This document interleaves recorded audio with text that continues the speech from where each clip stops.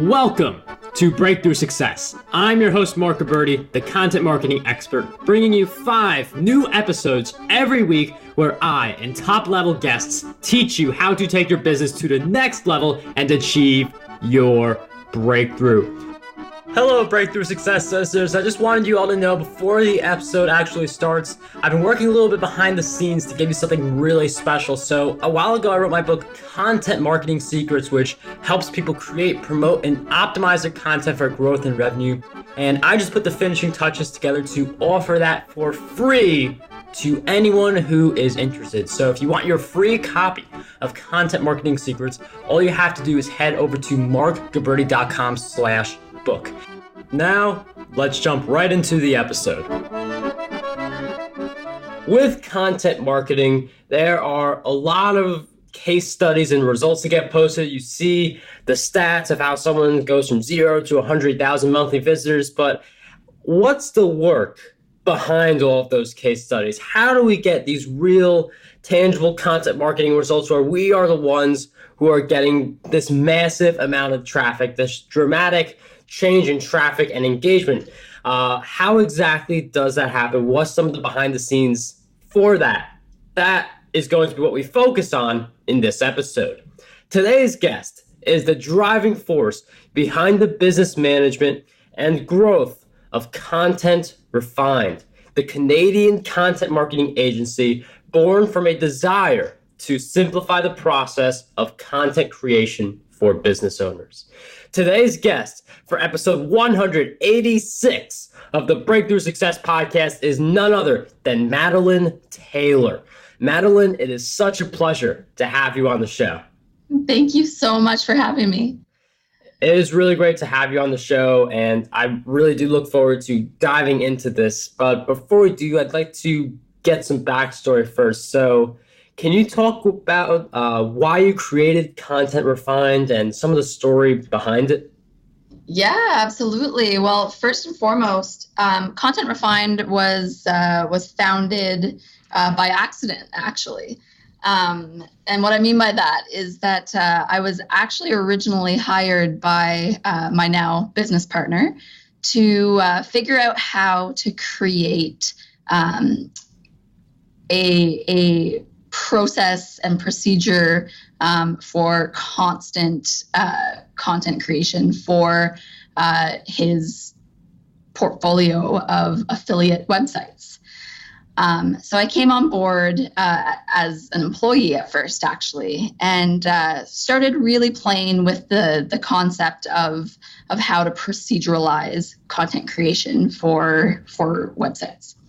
So that's how the idea got started. So I did a lot of research. I played a lot with different online tools and kind of came up with this procedure that kind of morphed into what Content Refined is today.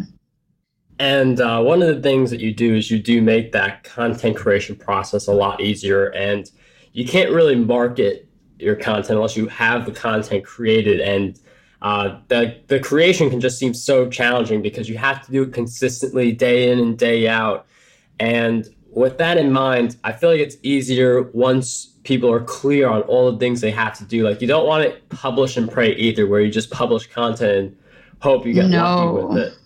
No, that's a strategy that we call throwing shit on the wall and hoping that it sticks. And so we really work hard on defining processes and sticking to them throughout the entire life cycle of your content creation strategy. And that is actually where I was going, because I do feel like people just create the content, push it out, and hope they get lucky. But for like, what are some of the things you're doing as you are creating the content to kind of be more prepared, not have this whole publish, pray, or throw it on the wall, see what happens? So what are some of the steps you're doing to optimize the content during the creation phase? Absolutely. So What we like to do is we like to sit down with our clients and figure out a content plan for them. And so this requires quite a bit of strategy and quite a bit of research, mostly keyword research. So what we do is we sit down, we analyze your website, and then we send all of sort of like your goals and what you would like to accomplish within the next sort of 3, 6, 12 months down the line. And we come up with a strategy for you sort of behind the scenes with our keyword research team. So what we deliver is a content plan that will list out a bunch of low-hanging fruit in terms of keywords and topics and ideas that your website hasn't tackled yet. And so we choose these keywords on a very specific metric. And we can go into details if you're interested in that as well. But just high-level overview, we stick to very specific metrics that have been proven to show results in terms of ranking content. And so we'll deliver that to the client in the form of a content plan. So before we actually even write any of the content, we provide you with this whole list of content ideas, article titles, and long tail keywords to go along with every single article that we plan to publish for you. So it's really like creating the blueprints for your website before we actually fill in and build out your website. So that's sort of the initial the initial planning stage before we actually get started on the content creation. Did you have any more questions about that? I wonder if you could go a little more into detail about the specific metrics you use, because I'm sure a lot of people listening will be like, this is what they use, that just works. So you shared those. Absolutely. So we use a couple of different keyword research tools, mostly Ahrefs, and a really great tool called SE Cockpit. Have you heard of that one? No, I have not. No, it's a little bit smaller. There are some, I don't want to throw shade, but it is a little bit slower, but it does have really great results, and it does scrape really great data from the internet. So I'm willing to stick at that product. I'm hoping that their API will get a little bit quicker in the future.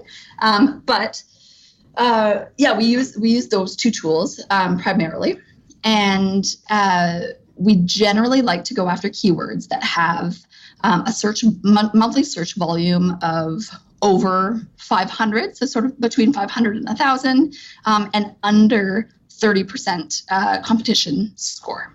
So that's sort of like the golden metric that we have come up with just from trial and error. And how exactly do you find those keywords? Is that just something you find through the tool? That's something you find through the tool, but you're deliberately searching. It's part of sort of like our keyword research process. You're deliberately searching for stuff that's associated, or for key terms and topics that's associated to your potential client's website. And would you recommend? So there's definitely a creative aspect to that as well. That our keyword research team. There's definitely a creative component to that our keyword research team has to come up with. And for that keyword research, are you doing like all the research for a bunch of articles, content ideas in one moment? Or are you spreading out that research? So like for every blog post or for every video that you come out with, you are doing research to find keywords to use? Oh, that's a great question. So it depends. If we're doing like a content plan for you up front, it'll be like a one-time shot. If we're doing a monthly recurring subscription with you, then we'll do that as like a rolling subscription. And so we'll come up with new keywords every month, which is beneficial when people are in niches that change a lot. So, like keywords are just one of the many things that we do before we create the content because once you have the keyword, it's easier to put it in. Like if you create the content and then you got to figure out where to put the keyword, it's definitely it's not as good of an experience versus if you have the keyword already. But let's say that you finished writing the blog post, you finished the video or the podcast episode. What are some of the steps you're doing for post-production so that more people are coming across the content?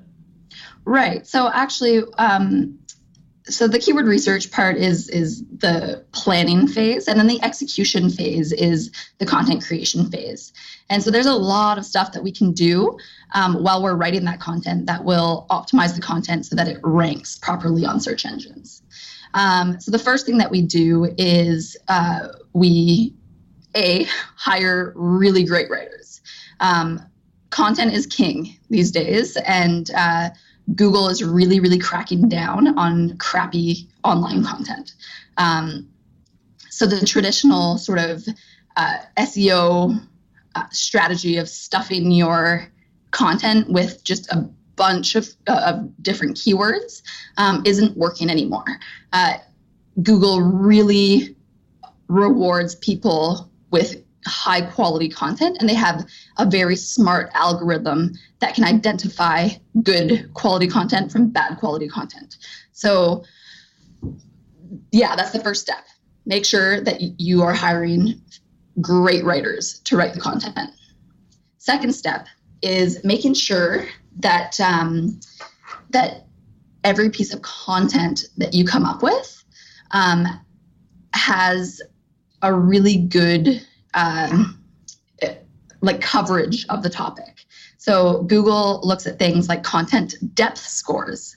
And so they're going to identify different keywords throughout your text that will indicate whether you've talked about the topic broadly enough to really add value to the reader. And so in order to make sure that we do that, we use a really, really cool tool called Market Muse. Have you ever heard of that? No, I have not. I'm learning a lot in this episode. Yeah, so Market Muse is an amazing tool. There's tons of different similar tools on the internet, like off the shelf for this too. Market Muse is not exclusive to this. But what it does is it allows us to plug in the piece of content, analyze it, and then it will suggest, it will basically scrape the web for every single piece of content on the same topic that you're writing about. And it will suggest different long tail keywords that will allow you to fill in content gaps. And so when you analyze it, it identifies a content gap, you fill that gap with a couple of paragraphs, and then at the end of the day, you're able to provide your client with a much more rounded piece of content that is more likely to rank on search engines. And it's interesting to just hear all the different ways you could rank content higher on a search engine and all the different tools. There are a lot of great ones. You shared a lot of good ones and some that I haven't heard of before. I'll definitely be checking them out at some point after all the episodes that I do today. But one of the things that I feel like a lot of people want to know is that for case studies, and I'll use like on Content Refined, you can see they have a real results tab. So there are some stories about past clients. One of your clients went from 0 visitors to 72,000 monthly visitors in 8 months. And another client was able to triple his site traffic in 5 months. So with that in mind, I'm wondering how exactly do these success stories happen? And what is the time investment and things getting done? Is a lot of it based on what you said before, or are there like a few other things we should know? Yeah, totally. So what we have done with those specific clients, because I've worked directly with them before, is we've come up with probably I think a six and an 8 month content plan for them, and we've predetermined what articles we're going to write, what keywords we're going to go after, and then we write just really, really, really consistent, great content, and we publish at a rate of like once per week. So that basically will allow a site to get the kind of traction it needs. But then also that consistency that it needs, because websites, like you can't just publish once every few months and expect your traffic to climb. It has to be a consistent and concise effort. And that most people just honestly don't have the time for. So, which is why agencies like ours are really handy for people. And so, yeah, does that answer your question? Yes, it does. And I'm really happy you mentioned that usually there's one new blog post or article or piece of content in general per week, because I was going to follow up with a question about frequency. And another thing I wanted to know is for blog posts, how long is the typical blog post, and how are you able to figure out the 8-month plan or 6-month plan for all the content? Yeah, so generally, well, actually, again, this Market Muse tool will actually give you a suggested word count for each topic based on its competitor, based on its competitors on the internet. So what we like to do is just create longer blog posts than all of the competing articles on that topic. So if the suggested word count is 1,500 words, we'll write a 2,000 or 2,500 word article, just to give it that extra little boost of traction. So it varies depending on what topic you're writing about, and how competitive that topic is on the internet. And in terms of how to come up with the plan, that's really based on what your client's goals are. So if you have a client that is heavily incentivized by like affiliate commissions. So say, for example, they have an Amazon affiliate site. Their main goals are to make money from Amazon. And therefore, what we're going to want to focus on is strong buyer's intent keywords. And so what that means is that we're not going to talk about, for example, if you have like a website about like tents, we're not going to talk about like the 5 best activities to do while you're camping. We're going to really focus on tent reviews and keywords that have strong buyer's intent towards tents or anything camping related. Does that make sense? Yes. And It is interesting you bring up the reviews. That seems to be like a lot of potential customers go there to just figure more out about the product before they commit to it. And before we shift to the next part, I'd like writing a 2,500 word blog post is no easy feat. And I feel like for readers, you just skim through it, you're done. Maybe it takes you 5 minutes, but it takes like at least an hour, sometimes a lot more, just to write that blog post. So what is the planning part like for each new piece of content you create? Right. So I have content briefs for every single piece of content imaginable. So what I do is once we've figured out exactly like what the keyword is, what the title of the article is going to be, we're going to figure out what kind of article, what type of article it's going to be, whether it's a review article, whether it's a blog post, whether it's a how-to guide, whether it's a buyer's guide. And so we will, when we assign it to the writer, we'll make sure that we assign the content brief for that style of article. And so that really helps the writer or guide the writer with what kind of style and feel you're going after, and what kind of information needs to be in that blog post or review post or whatever type of article you're writing. So that's one piece. And the second piece is just making sure that you're really gathering all of the requirements that you're going to need to write a compelling piece of content from your client. So your client is going to want to include certain information. They're going to want to omit certain information, and you just need to make sure that you have like clear and concise communication with the client to figure out exactly what their needs are for every piece of content.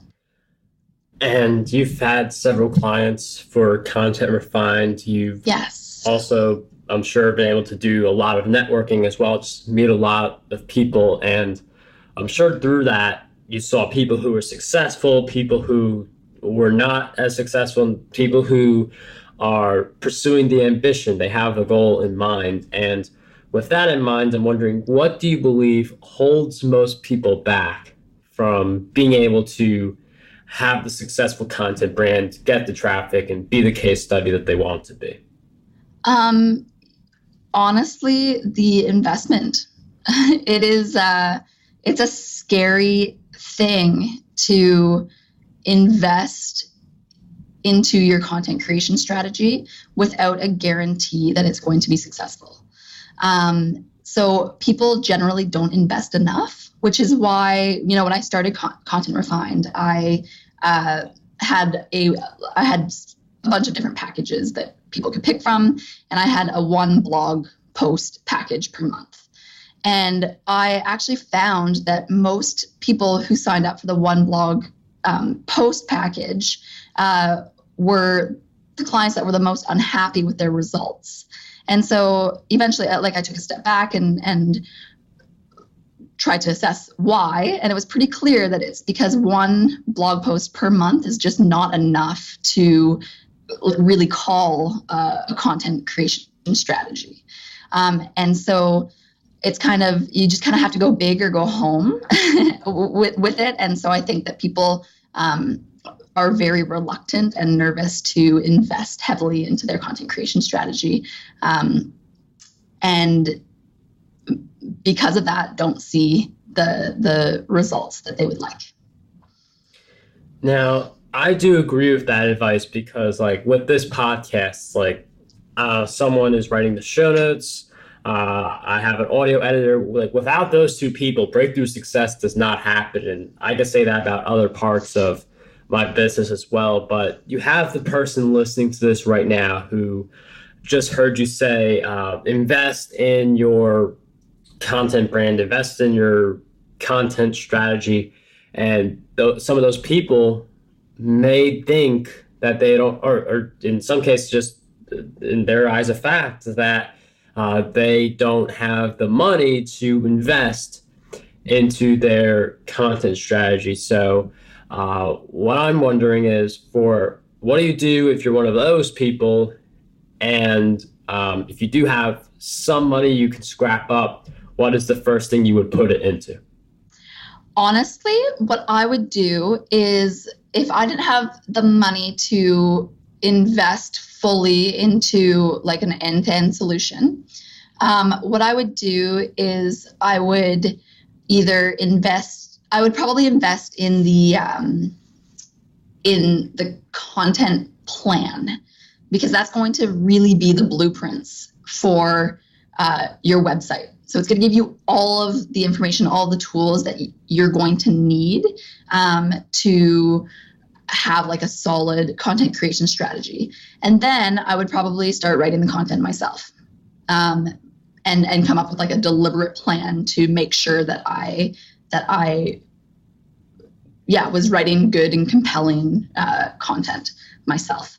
That's probably what I would do. But the most important part is the upfront keyword research and strategizing that most people just don't have the tools or know-how to do. Madeleine, I absolutely love that approach. And it's important that, especially when you're just beginning, you're doing a lot of it on your own. Madeleine talked about, hiring a writer. In some cases, we may not be in that position, which is where, just as Madeleine said, if you're going to invest in one area, invest it in your content plan, because if you have the plan, even if you don't have writers around you, you can be the writer. You can create content based on that plan. And if you have a successful plan that's going to get you traffic, it's just a matter of writing the content. So I like that idea of focusing on the plan and investing in it, but I doubt you knew all of this coming out of the gate and just getting started with content marketing. So with that in mind, I'm wondering if you could share with us one big challenge you faced on your journey to building content refined and growing it, and a powerful lesson you learned during that challenge. Oh, that's a great question. I've had tons of challenges. Let me think about this one. I would say that my biggest challenge would definitely be my team building challenge. Mm-hmm. So at first, it would definitely be building out my teams, because they were, when I started Content Refined, it was just me as a project manager, client facing. I had one writer and one virtual assistant, and that's it. And so scaling that was a very difficult process because contractors, such as writers and virtual assistants, are notoriously flaky. And it was really, really hard to attract and maintain high quality freelance contractors. So that was my biggest problem, I think. And then obviously it's just like a vicious cycle. If you don't have consistent contractors, then your clients are unhappy and leave. And so it was just like this vicious cycle. And what I did to overcome that was I actually proceduralized my hiring process. And what I mean by that is that I created, it sounds funny, but I created almost like a mathematical equation approach to hiring writers. So I would hire about 5-6 of them at the same time. I would test them all out. And at the end of that test, I would either fire them all or keep one. And so that one person that I kept would know that they had been sort of the winner of that hiring process. And they were informed that they had a 3-strike, you're out rule. And as I continued to grow my business off of this model, it became a bit of it became a bit of a cutthroat business where people knew that if they didn't show up and if they didn't produce the type of content that I needed, that they would be let go. And so it forced this high level of quality that has been maintained throughout all of my teams for well over a year now. And what we do, and again, this sounds kind of cutthroat, but what we do is we actually get rid of the bottom 10% performers of all of our contractors every single month. Wow. And so this is something that everyone is aware of. And so it just ensures that your quality is going to be maintained at a level that you're comfortable with. That is definitely a very interesting approach to have that cutthroat environment, and also to make it mathematical to determine what types of decisions you make. And, totally. Yeah, I can only imagine.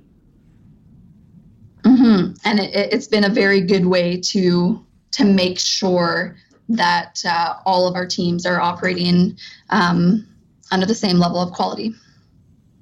And with that in mind, I'm sure you've learned a lot as you build your team, and a lot of the listeners on Breakthrough Success, they want to learn as much as possible.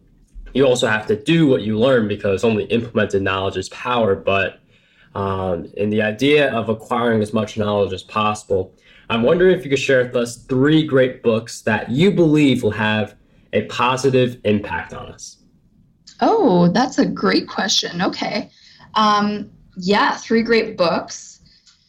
So, one that I've recently read, what was it called?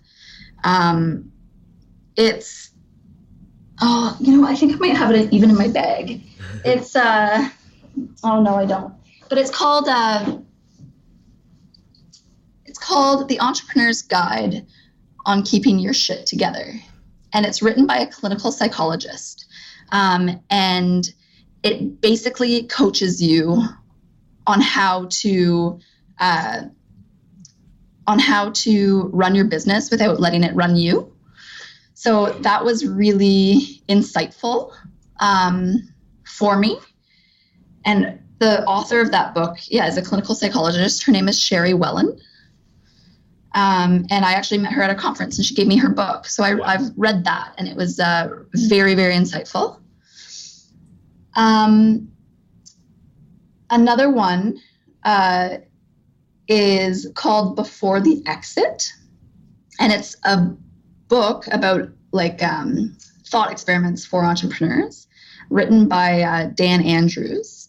And it was written as a reaction. He sold his business and it was written as sort of a reaction to exiting his business. And he had a bit of seller's remorse. And so it's really useful thought experiments to read through in this book. And then a third book that I would encourage most entrepreneurs to read would be E-Myth Revisited. Have you heard of that one? Yes, I have. Yes. So I would definitely read that one. That one, it definitely guided me on how to think about my business and how to build my teams out accordingly. Madeleine, thank you for sharing those 3 great book recommendations. Those will be in the show notes, markgaburi.com/E186. And for anyone who wants to learn how they can create, promote, and optimize their content for growth and revenue, you can head over to markgaburi.com/book to grab your copy of Content Marketing Secrets.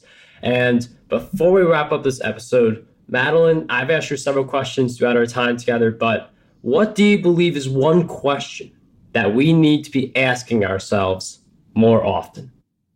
One question that you need to be asking yourselves more often. I think people need to focus on the why of their business. Why are we doing this? And I think that will bring up a lot of internal purpose questions. Madeleine, thank you for sharing with us that great question. I really like the idea of going back to the why, and it's something that you hear a lot on Breakthrough Success, just that whole theme of going back to the why, because if you tap into that, you are going to tap into the switch that will make it easier for you to achieve massive action. Absolutely, I agree. Well, Madeleine, again, I'm very grateful for you taking the time to be on the show, and for anyone who wants to get help with their content marketing, have an agency behind them who is planning out your content, having writers who are optimizing your content. I do recommend Content Refined.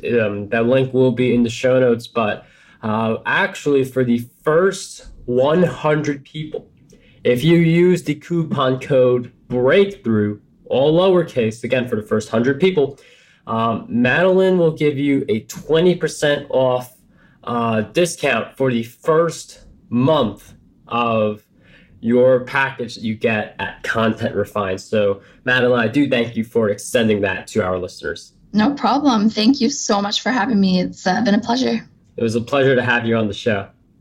Alrighty. How does over 100 retweets per day sound to you? My free ebook, 27 Ways to Get More Retweets on Twitter, has you covered. I use the methods within this ebook to get over 10,000 retweets every single quarter. To learn